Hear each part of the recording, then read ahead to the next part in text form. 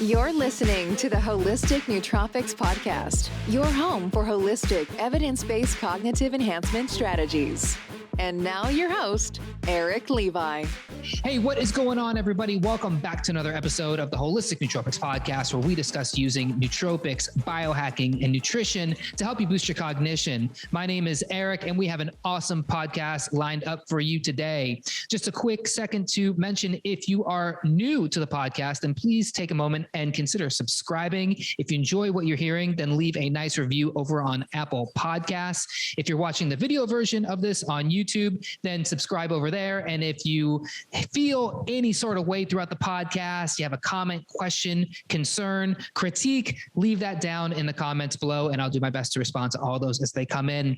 And if you are someone who is interested in finding the best quality supplements and nootropic products on the market today, then head on over to holisticnootropics.com and download a free copy of my supplement buying guide. This is a fully comprehensive guide that will walk you through ingredient by ingredient on how to find the best quality supplement and nootropic products on the market today. Because let's face it, you go to your local GNC, you go to Costco, you go to Amazon, there is a lot of junk on the market. And let's face it, the supplement market is a $100 billion industry, and 99.9% of it is flushed down the toilet every year. That's because a lot of these supplements use really poor quality products, excipients, fillers to really cheapen the brand. So if you want to skip all that and get the best quality products, head on over to holisticnootropics.com and get that supplement buying guide. Okay, on to today's episode. Today on the podcast, I have Dr. Glenn Livingston, PhD. Glenn is a veteran psychologist and the author of the book, Never Binge Again, and the founder of neverbingeagain.com. Glenn, welcome to the Holistic Nootropics Podcast.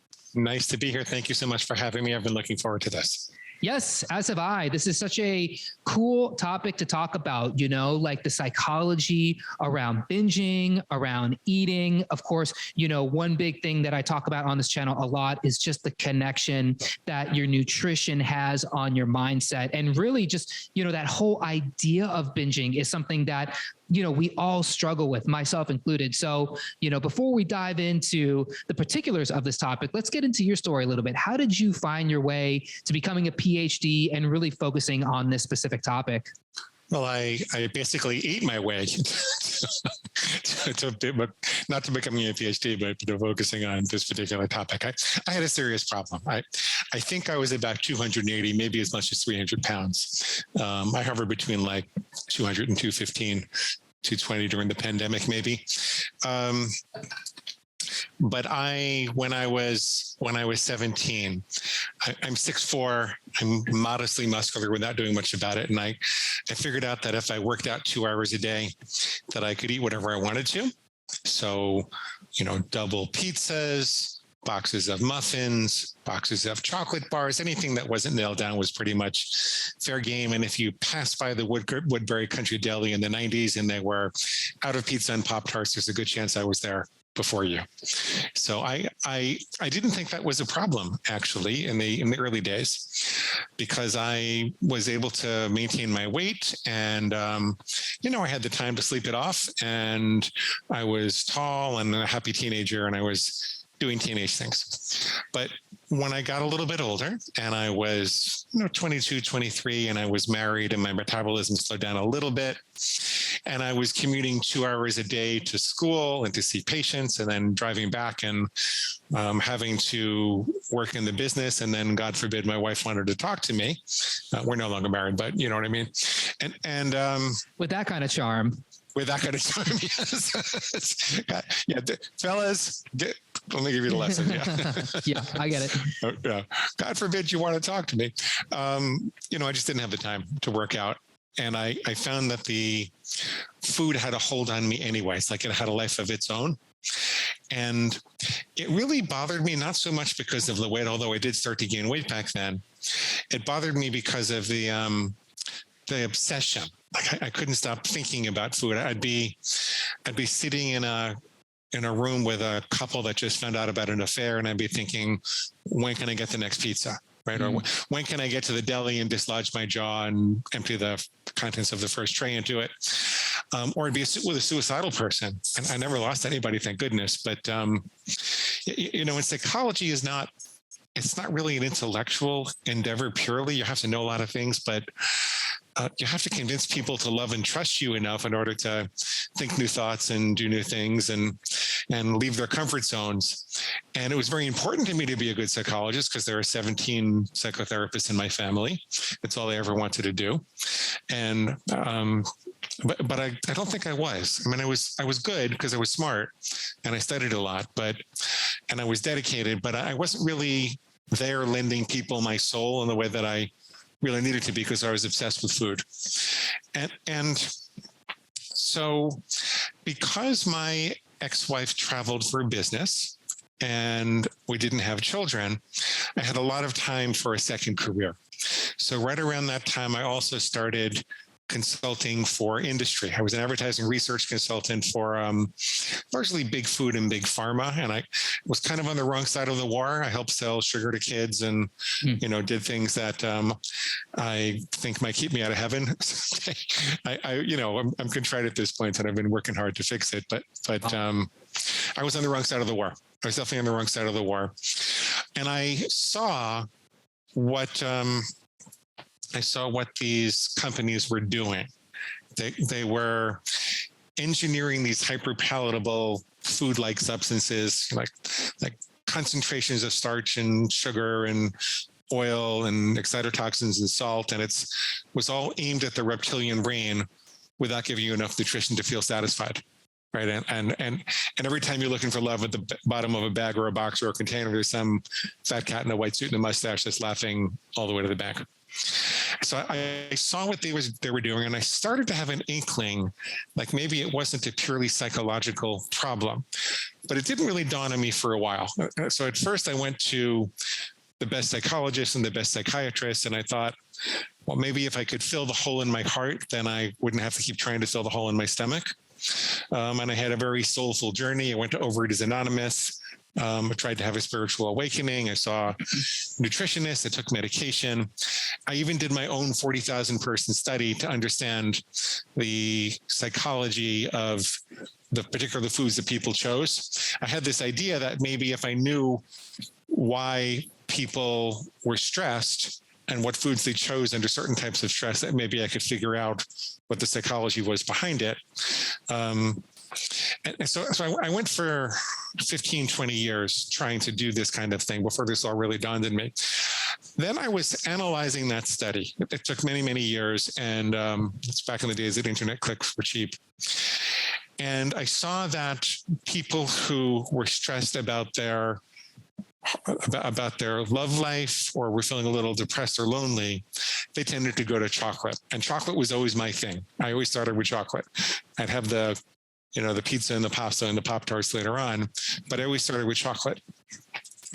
And I discovered that there was this, loneliness associated with it. And then I discovered that people who were struggling with chips, they tended to be stressed at work, and people who were struggling with pasta and bagels and like soft, chewy things the most, they tended to be stressed at home.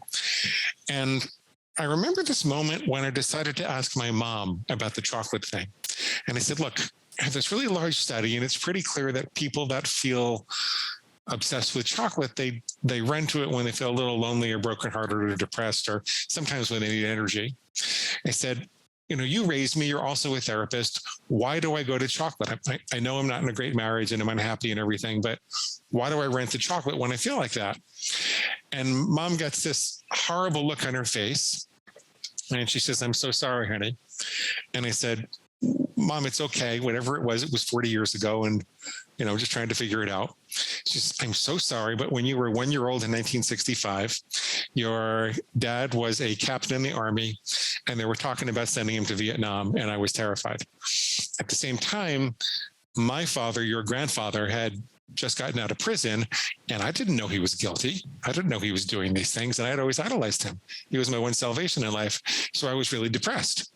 So half the time when you came running to me for love or, to play or even for some healthy food, I was sitting and staring at the wall, and I didn't have it to give you. So I kept a refrigerator on the floor with a little bottle of chocolate Bosco syrup in it. And I'd say, honey, go get your Bosco. And you'd go crawling over to the refrigerator. You take out the Bosco, you go into a chocolate sugar coma. And you would think that if it really was a hole in my heart or some big psychological thing, that would be the movie moment where we had a big cry and a big hug and we forgive each other, and then I'd never have trouble with chocolate again. But it turned out I had even more trouble with chocolate at that point, because there was this little voice in my head that said, you know what, Glenn, you're right. Our mama left a big chocolate-sized hole in our heart.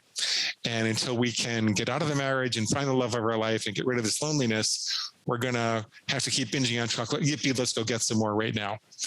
So that was interesting. That was a clue to me that maybe it wasn't the underlying emotional conflict, but some justification, some voice of justification. That was the problem. I'm almost done, and then I'll let you ask questions. I'm sorry, I'm being a little long. No, this is great. Please go. This is, there's so much good nuggets in here. Okay. So there are a couple of other things that came together. So basically I'm going about this trying to love myself and trying to fill a hole in my heart. But between the study that I did with Mom and the talk that I had with Mom and the study that I did, and seeing what the big corporations were doing with their food-like substances, targeting the lizard brain, I started to study neurology a little bit, and I recognized that it seems like the source of overeating and binge eating is the reptilian brain. You know, that part of the brain that looks at something in the environment and says, do I eat it? Do I mate with it? Or do I kill it? It's like, if this is a reptilian brain, eat, mate, or kill. There's no love there. It's like a bad college drinking game. It's just eat, mate, or kill. Then there's the mammalian brain that goes on top of that says, before you eat, mate, or kill that thing, what impact will that have on the people that you love, on your tribe? And then there's the neocortex that goes on top of that and says, before you eat, mate, or kill that thing, what impact does that have on your long-term goals, on the kind of person you're trying to be, on your music, on your spirituality, on your art, your contribution to society? So basically I was working up here in the upper brain thinking this was the source of the problem, but it seems like the source of the problem was down here. And the big food companies knew that. The big advertising companies knew how to press our buttons. We can talk more about that if you want to. And so I decided, after reading some alternative addiction treatment literature in drugs and alcohol, that this was more of a reptilian brain problem, and I had to take control of it the way that I took control of other bodily organs.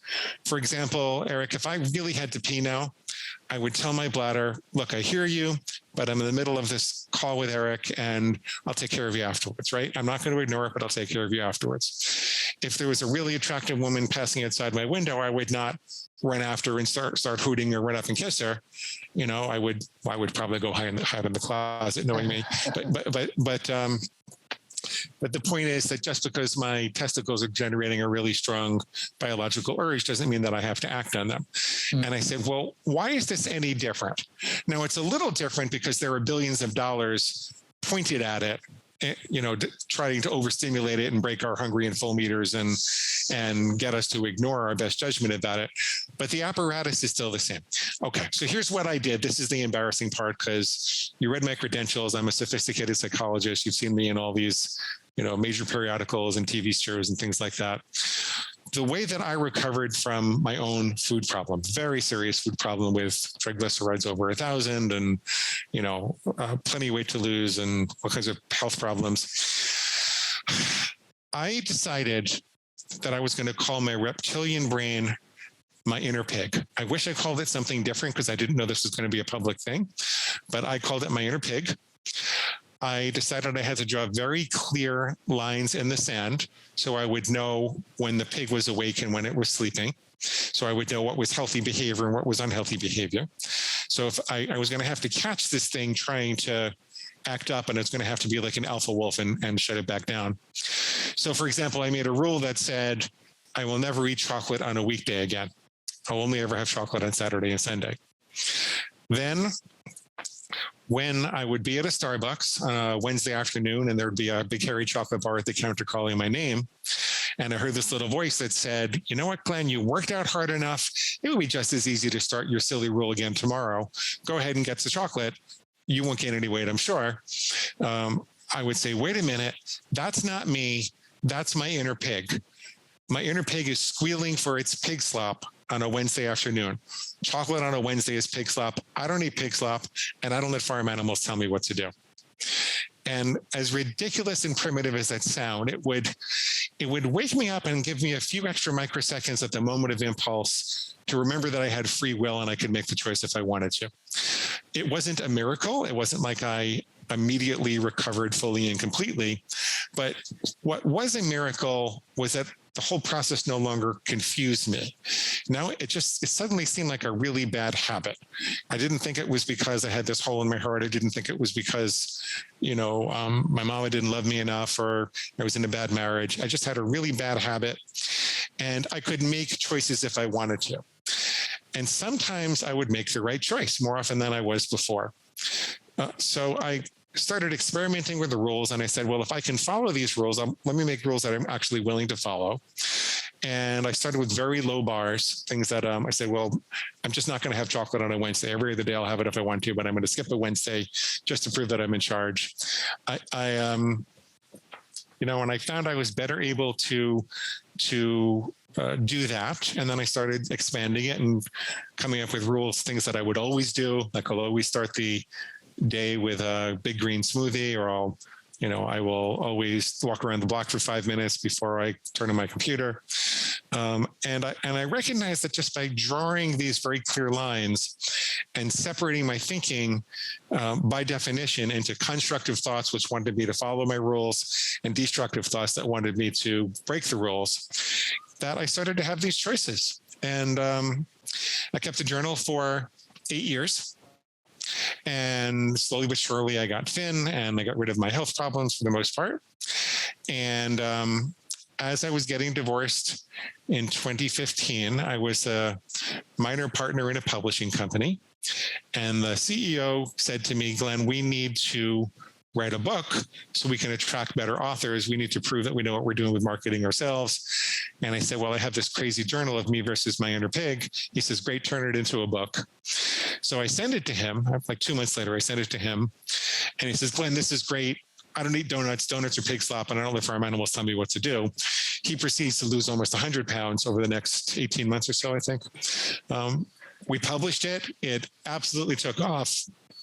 And slowly, and then not so slowly, it absolutely took off.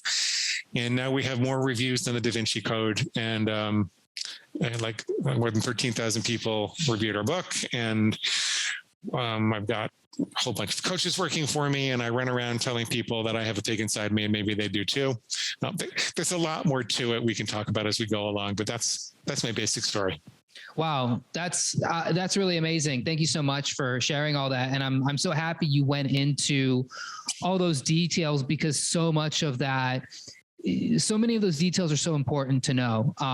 So let me start with the naming that voice thing, because I've heard this before. I actually just read this book called The Confidence Gap, and I can't tell you the author's name, but he mentions a lot of the same practice where, building confidence, it's what we're trying to do is we're trying to reprogram our brain to get out of this mode of not being confident, not feeling confident, like these automatic triggers that say we can't do it, like, oh, I want to go back to school and get my master's degree in business. And you say that and you're like, that's a great idea. And then all of a sudden there's just like automatically a voice that says, no, you can't do it. And then you can't do it. Or I want to go up to that girl and ask her on a date.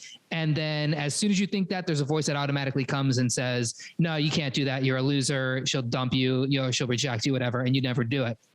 So part of the technique of getting over that and building this confidence is actually recognizing that voice and labeling it. He calls it leaves on a stream or something like that, like lily pads on a stream or something like that.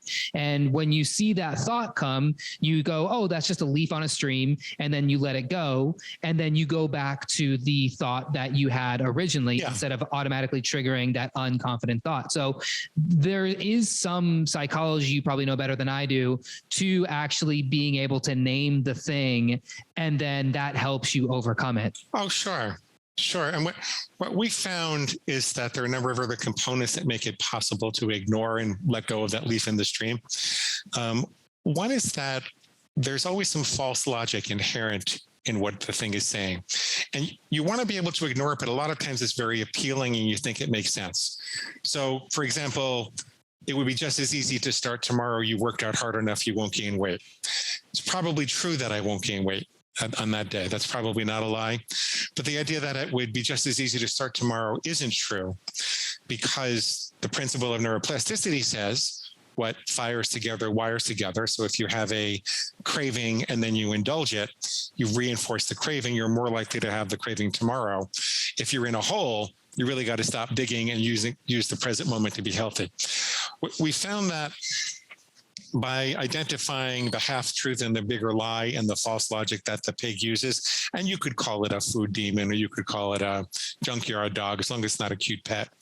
By disempowering that false logic and exposing it to the light of day, it's like the greased chute that went from stimulus to response before is no longer quite as greased.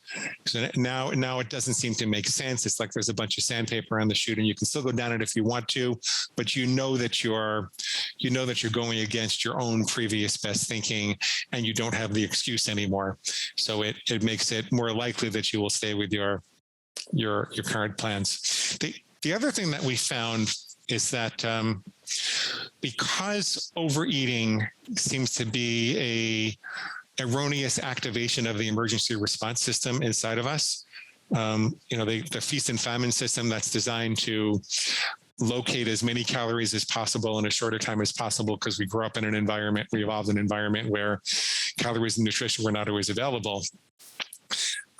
Because it seems like it's a part of the survival drive, but it's gone wrong. It's been redirected towards a lot of these industrial foods.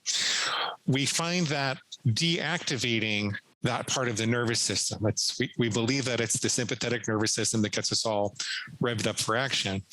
And if we can deactivate that and activate the parasympathetic nervous system, which tells us that it's okay to rest and digest and problem solve and think, then we're more likely to be able to think logically in the first place and not act on impulse or with urgent need. And so I tell people to do something very simple, very simple. You start with one simple rule, and like we're talking about, you wake up when you see the pig wants you to cross it. And then you do what Laurie Hammond calls 7-11 breaths. You breathe in for a count of 7. I'm not going to do it now because it takes a little while. And you breathe out for a count of 11. In for 7, out for 11. Why does that work? Well, if we were in the wild and a hungry bear was chasing us, we wouldn't have time to breathe out for longer than we breathed in. We'd be like getting as much oxygen as possible so we could keep running as fast as we possibly can. So the fact that we're taking the time to breathe longer out than in, it seems to signal the brain that there's no urgency here, and it's okay to relax and think about this a little bit. The next thing that we figured out was that if you carry around something to write with and you write down the squeal in total, that writing seems to be an upper brain activity, whereas binging is a lower brain activity. So that too moves the battleground from the sympathetic to the parasympathetic, from the reptilian brain to the neocortex. And you're just better able to think and go through these techniques that we discovered originally. So you put it all together, and then you link it to why you want to do it in the first place.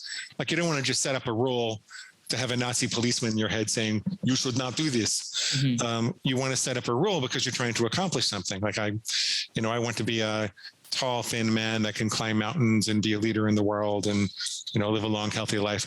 So if you ask yourself when you're done with this whole technique, what would make me a happier, better person if I stick with the plan, then you're teaching yourself to start getting the dopamine from that fantasy of being, these things you want to accomplish, rather than getting it from the chocolate, et cetera.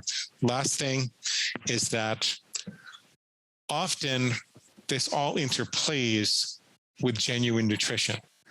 People are more likely to overeat if they have deprived their body of genuine nutrition. So when people are trying to lose weight too quickly, they're more likely to have these overeating episodes. If they are cutting out some major nutrient from their diet and they don't realize it, they're more likely to have these overeating episodes. So what eventually really got me to stop was I had all these techniques to put the brake on. And then I started having a kale banana smoothie when I would have the craving. And the kale banana smoothie would not get me high in the way that the chocolate would, because chocolate's kind of a drug with the overmeaning caffeine and sugar and fat, all that kind of stuff. But it would make me feel content. It would scratch the itch. And then it was easy. Then it was really easy after that. So I always ask myself, is there any genuine nutritional need behind this craving? And you want to redirect the survival drive in that direction. So yeah, that's in a nutshell what we do. No, that's great. And people really underestimate the power of using the two things you mentioned there, which is breathing and actual nutrition. Because, what I have found as a nutrition coach working with people who want to lose weight, it's not that overweight people are eating too much. It's that they're eating too much too fast, like they're binging. I know plenty of overweight people who they'll go the whole day without eating, and they're not doing it as a way to lose weight. They're just not hungry. They're caught up with other stuff. But man, in that last 2 hours of the day, they'll put thousands of calories away very quickly. And then they'll go to bed and they won't get the restorative sleep they need. They'll get the heartburn. And then it's a vicious cycle because, now that food, like you probably know, the hyperpalatable food starts triggering that mammalian brain, which starts triggering all these stress hormones, which starts triggering depression, anxiety. And then what do you do to get through that? Well, then you just keep eating more. And it's just a vicious cycle. It's a vicious cycle. On top of not drinking enough water, drinking too much cola, high fructose corn syrup. So like me, I probably eat the same amount of calories throughout the day as an overweight person. It's just that my calories are much more nutrient dense and they're spread out in a way to where they are, and I'm using things like digestive enzymes. And I got to tell you, the biggest thing that will make the biggest difference in people's nutrition, I shouldn't say the biggest, but one of the biggest is the breathing, but also the chewing. Because, when you breathe and then you turn on your parasympathetic, you also turn on your stomach acid. And this is why, proton pump inhibitors and all of these, gastric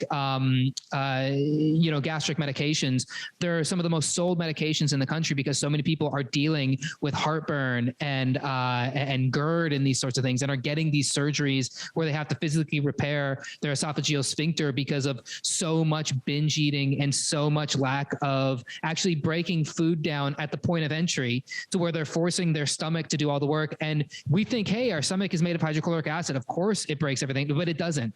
We shut it down when we're in stress. And as you probably know, coming from, a stressed lifestyle as you did, if you are stressed and eating, your stomach is not digesting, your stomach is not turning on hydrochloric acid, and, the food is not passing through you properly. And this is also why you get so many gut disorders, and then these gut disorders turn into all these other problems. So, one of the things that I work on with people to start with, before I ever say, here's the food you need to eat, here's the supplement, I go, hey, we're going to sit down. And when you eat, you're going to take, deep breaths. And this actually makes me understand like why families say grace at dinner. We've lost that over the years, but it is an ancient practice because they knew back then, they go, if you don't settle your body down, if you don't settle yourself into a parasympathetic state and breathe and even like start believing in a higher power and these sorts of things, your body's not going to take the food properly. And so we've let that go. And subsequently we have all these health problems.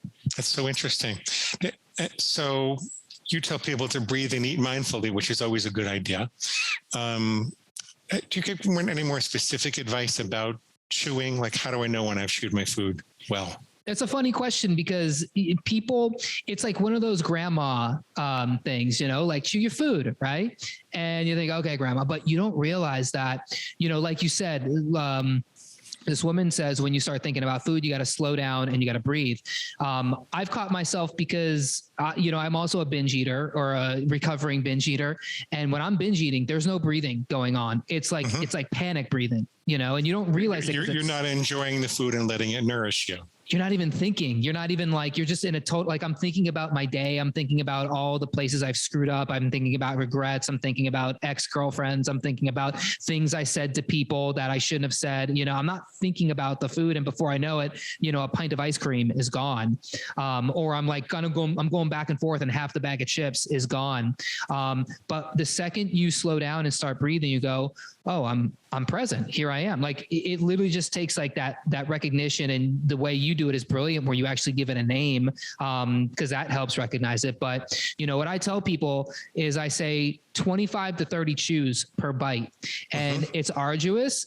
And it's just like one of those things where you go, oh my God, and your jaw starts to hurt, but you realize that you become more full faster. So you don't eat a whole bag of potato chips. You might go from eating a whole bag of potato chips to eating a couple hands of potato chips, as long as you're eating the whole thing. And actually, if you're going to sit down and say, I'm going to have a real meal, and actually to take it even one step further, when you have a smoothie, you got to chew the smoothies too. People forget that the smoothie is food, and the smoothie also contains glucose, and when you and carbohydrates, starchy carbohydrates. So when you chew, you turn on your salivary amylase, which is also a natural digestive enzyme we know as saliva. And that is a natural digestive enzyme that breaks down the food. So when you actually chew, whether it's your smoothie or whatever you're eating, you're turning on this natural digestive enzyme that actually triggers to your brain, oh, hey, there's nutrition coming here. The body starts to get that nutrition better. There's nutrition coming here. So we don't, we're getting all the fiber, we're getting all the vitamins, we're getting all the minerals.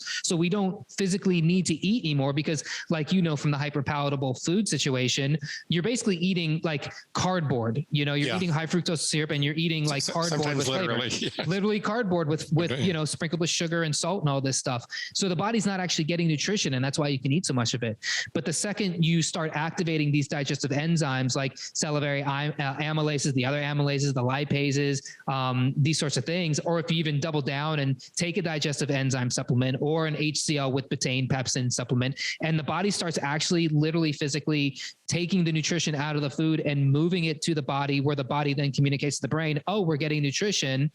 Because you're chewing so much, or because you're doubling down with these supplements, you start getting full way sooner than you ever got full before. And this is kind of a natural way that, I hate to say lose weight, because I like to say you lose weight as a side effect. It's not the main effect, but you start to also gain that mindfulness that does eventually result in less food being consumed, more satiation, and of course, losing weight. Cool. But I'm no doctor, that's just what I've learned over the years of really focusing on the gut and diving into these topics. And it is interesting. You might be the first psychologist that I've had on here, which is crazy considering this is a podcast all about like mental health. But I do talk so much about nutrition. But I have like offered psychologists like my services to say, the thing that you're missing in your practice is you're missing the mindful eating, because these people come in with these, like you said, like you had an issue with your mom, and, your chocolate cravings probably come from some deep rooted thing that developed when you were 1 year old. And a lot of people, Freudian are a lot like that. But so here's the thing. Could I say a bunch about that? Of course. Yeah, totally. I have a different perspective on mindful eating and emotional eating than most psychologists do. First of all, there's a dual relationship between food and emotions. People think it goes one way. People think that I have these uncomfortable emotions and they cause me to overeat, or they cause cravings for me to overeat. But if you look at the studies on operant conditioning of animals, you can look at the correlates of emotions in animals. For example, heightened blood pressure, galvanic skin response, heightened perspiration, heightened heart rate, perspiration. And if you reinforce those, so you take a baboon, and every time that baboon has high blood pressure, you give it a sugar reward, that baboon's blood pressure will raise to a steady state that's higher than if you hadn't done that, because you've taught the baboon that it gets calories when it raises its blood pressure.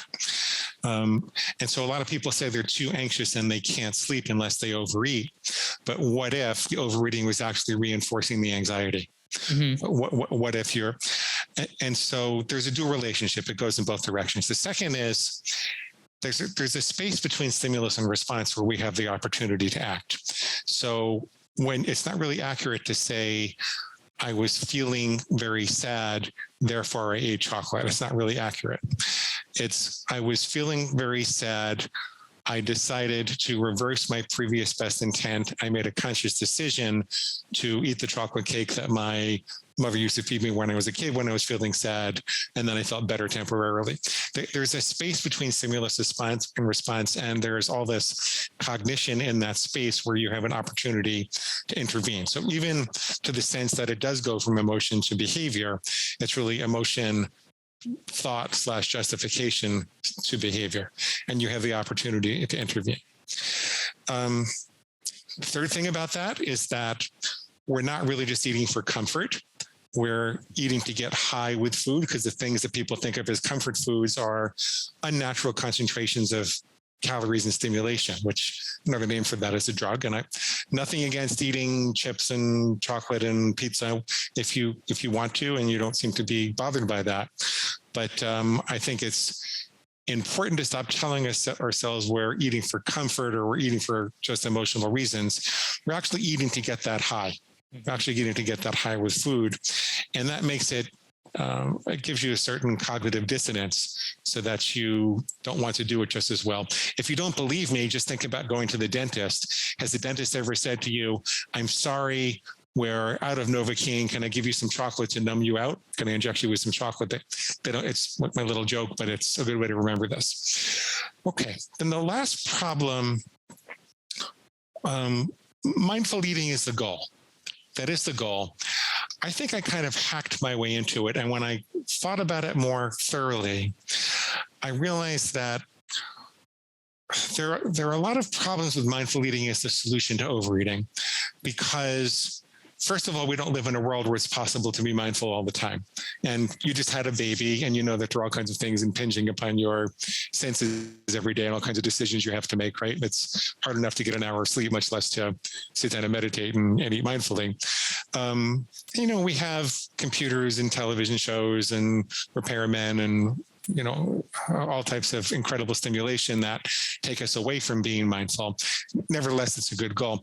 But secondly, the billions of dollars that are being spent by the food and advertising industry to break your natural hunger and full meters are actually extraordinarily powerful.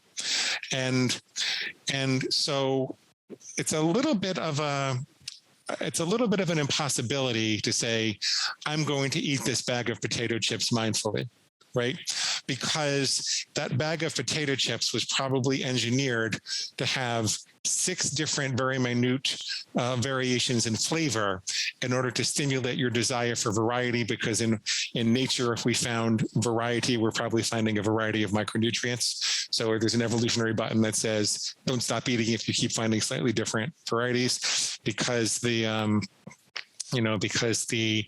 think there are chemicals within it that interfere with your gut's ability to sense nutrition, to sense that it's full, because the way that the packaging is designed, I remember this, I'm going to go away from potato chips, but I remember this major food bar manufacturer where the VP told me that the most profitable thing they ever did was to take the vitamins out of the bar and put the money into the packaging instead. Mm-hmm. And they designed this very vibrant, multicolored packaging, because in nature, a multitude of, diverse, vibrant colors would signal a multitude of micronutrients that were available. That's why they say eat. Eat the rainbow, right? Yeah. Green lettuce, blueberries, yellow carrots, etc. Mm-hmm. So, and so, left to our own devices and left to capitalism's own devices, and I'm not a communist, but Winston Churchill said capitalism is the worst form of government except for all the others, and there are a lot of downfalls for it. Left to our own devices, we don't really have the ability to eat mindful with all this stuff impinging upon us, at least not as much as we would like to. So what I suggest is that you examine your dangerous impulses. You really think through what role these things should play in your life. So I'll only ever eat Doritos on a Wednesday and no more than 2 bags or something like that. And you set very specific boundaries so you don't have to keep making decisions about them. Willpower is the ability to make good decisions. And it's not really a genetic gift. It's more like gas we get in the tank every morning that we spend by the end of the day over the course of making decision after decision after decision. When you specify exactly what those decisions are beforehand, then you're eliminating the need to use willpower. You're eliminating the need to think about it all day long. And your mind, this is what clears up the food obsession. When people don't have all these difficult food decisions to make all day long, then they can think about other things. If you're not sure, like for example, if you're told, eat well 90% of the time, just indulge yourself 10% of the time. Okay, great. It's good advice. But which is the 90% and which is the 10%? You're busy making decisions all the time. And that causes you to think about food all the time. And it causes your inner pig to say, is this the time? Can we do it? Can we do it? Can we do it? How about now? How about now? How about now? And it wears you down eventually. So if you want to be more mindful with food, think through the places that you're losing control. Think through the role that you want those foods to play in your life, those behaviors to play in your life. Try to make decisions about them beforehand. Within reason, don't get carried away. Don't make 43 rules. And then you will find that what's left over is an area where you can safely be mindful about food without getting distracted by all of these other possibilities. Okay, I'm done. No, those are great points. And I think the example I gave of the potato chips, that was a bad example because quite frankly, as a nutrition coach, I would never tell somebody, hey, only eat half a bag of potato chips. I've forgotten you said potato chips. I'm sorry. Yeah, no, but I did. And, I caught myself when I was saying it was just the top of mind. But regardless, what I believe in is stacking the odds in your favor with nutrition. So this does go to mindful eating because mindful eating, like you said, willpower is very difficult for most people. They have tried willpower. Again, the misconception, I think, for overweight people, obese people, I've never been overweight or obese, so, I might be talking totally out of line, but I think the misconception is that they are not trying to lose weight. I think they're trying harder than anybody really believes they're trying. And I think that's part of the frustration. But the fact is that when it comes, and they've heard this thing, mindful eating, well, what does that mean to somebody? Be mindful what you eat. Well, it's very difficult to be mindful when you're surrounded by electronics and porn and hyperpalatable foods and, Facebook and all the, work and all this stuff.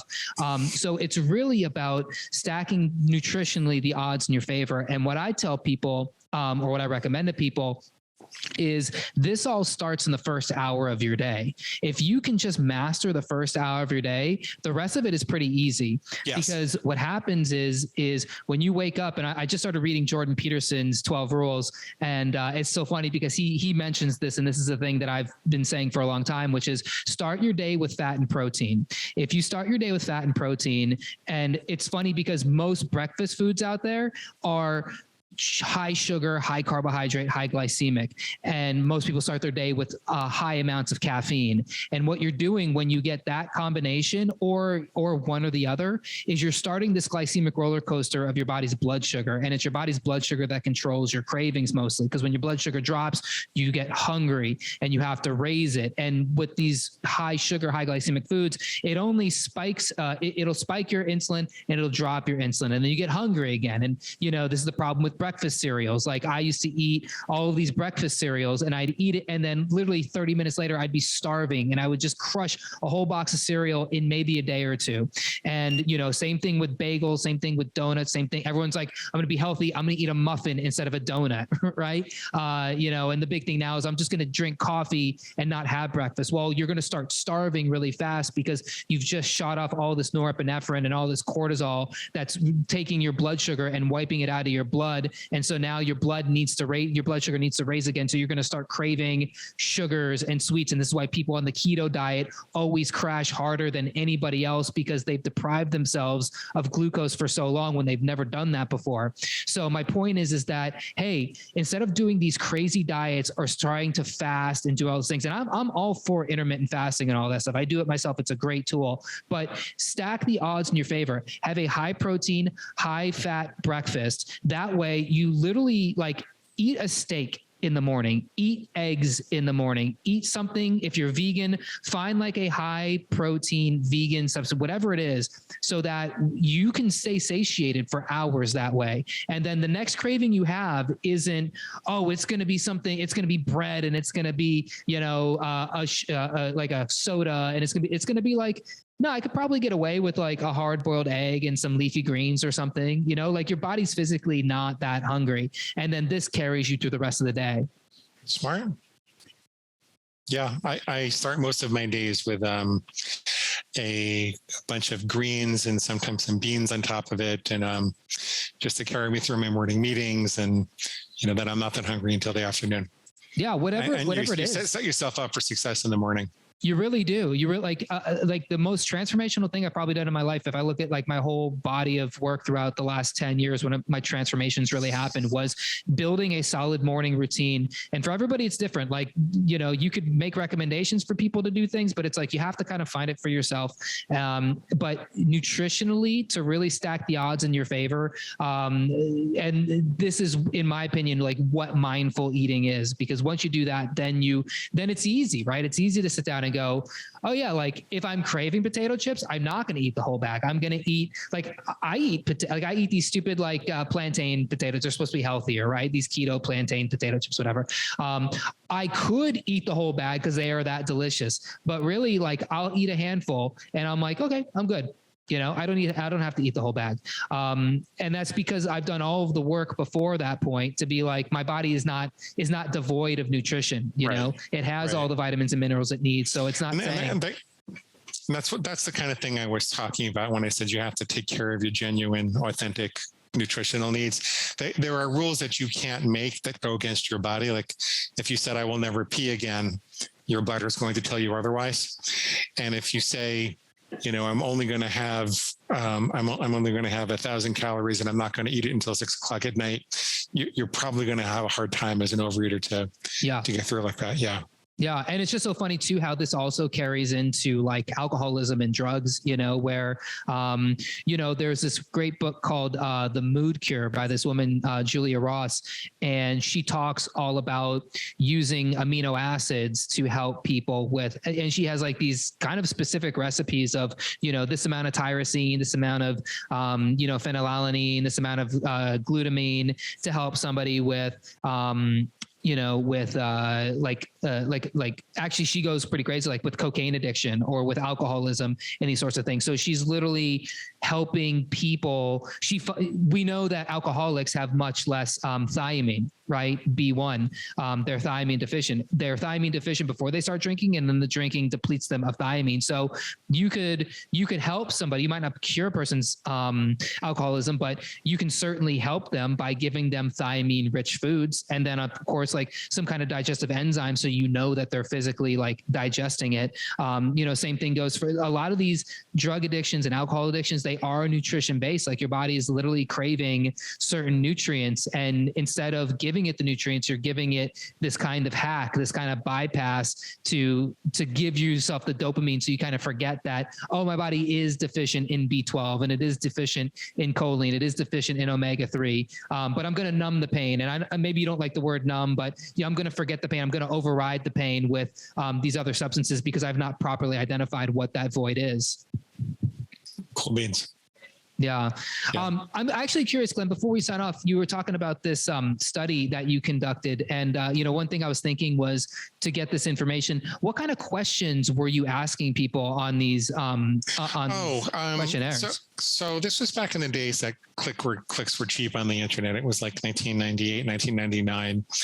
And I took out an ad on, I guess the service was called GoTo back then, which became Overture, which became Bing, and which is a Microsoft service now. And if people were searching for a solution to stress, like stress management or life stress or something like that, I would intercept them and I would ask them, what kinds of foods do they struggle with when they can't stop eat, when they feel stressed and they can't stop eating. And I had a long checklist of different possibilities. Like we made a list of all the things people struggle with beforehand using focus groups. And so then we quantified it like that. And, it was not the most scientifically rigorous double-blind controlled study in the world, but there were a lot of people. And I think that the results were significant and showed a pattern, but it sent me down the wrong path. It made me think that the cure was going to be curing the emotions. The way I think about it now, it's like the emotions are a fire in a fireplace. And if you have a roaring fire in a well-contained fireplace in the living room, that's actually an asset and not a liability. It becomes the center of hearth and home. People gather around and they hug and they cry and they tell stories and they make memories, right? But if there's a hole in the fireplace, then you can burn down the house. And so I really focus on the fireplace. I used to think I had to put out the fire, but now I think what I really want to do is focus on the fireplace to sever the link between emotions and overeating. So it's faster because, it could take 4 or 5 years of psychotherapy to really solve someone's emotional difficulties. But in a couple of months, you could build a better fireplace and, make it safer to have those feelings in the first place. And then a good therapist can do their job because the person's not covering over the feelings and you can actually look at the fire. So that's what I think of it now. It's a different paradigm.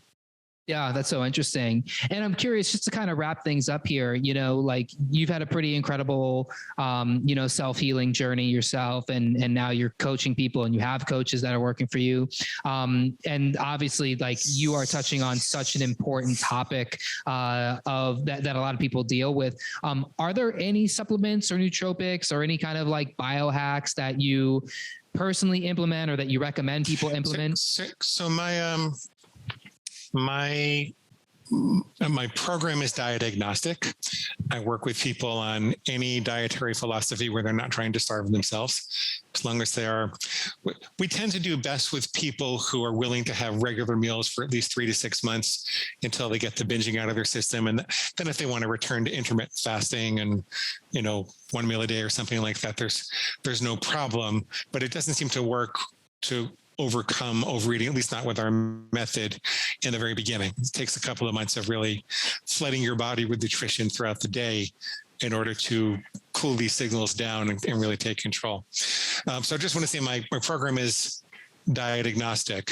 So the fact that I eat a whole foods plant-based diet and I take a couple of supplements. I take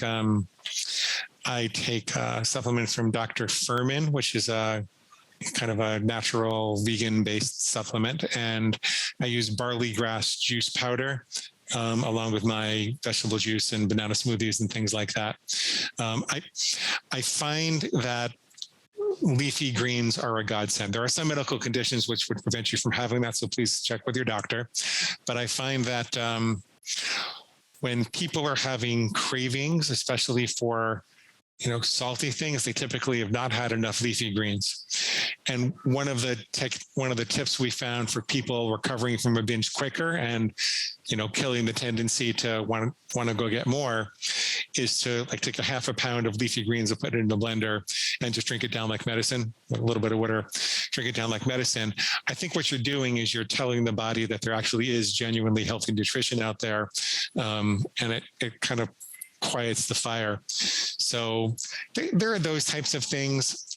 I myself find, if I need to have enough fruit and beans and, I need to have enough whole carbohydrates, not grains, not refined carbohydrates, but whole carbohydrates, whole natural carbohydrates. And I feel more stable throughout the day, and then I don't get I don't think I've had a sugar craving like for candy or chocolate or anything. I don't think I've had that for 10 years. That's awesome.